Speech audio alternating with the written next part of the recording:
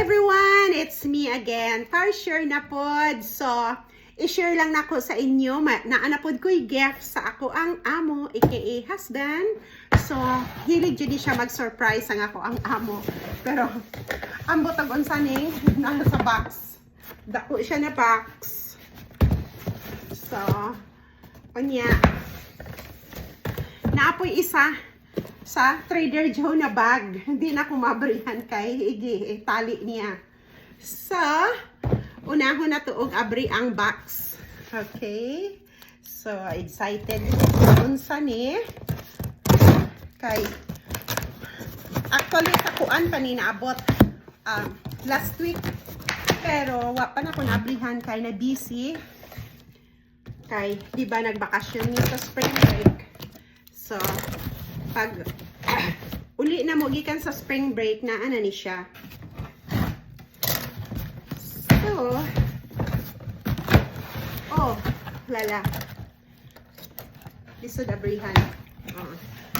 Diba? Ang maid na ana po'y surprise na gift. Oh, wow! It's a, I don't know ni, unsa ni? Shoes ni Doc Marten. Yeah.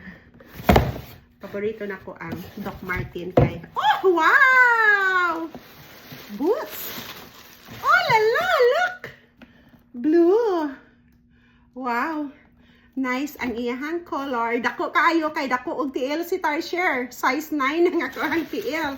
9.5 depende sa brand. Pero kani Doc Marten 9 ang ako ang size.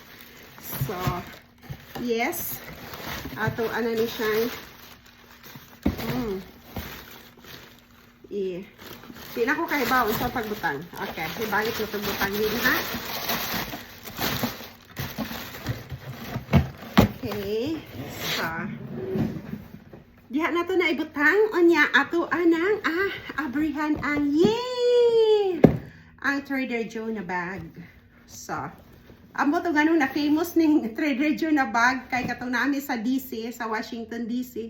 Daghan kayo ni didto sa Trader Joe didto niya, dire pila-pila. So, brand new. Trader Joe tote bag. So, mga na nato na ning abihan. Oh, wow!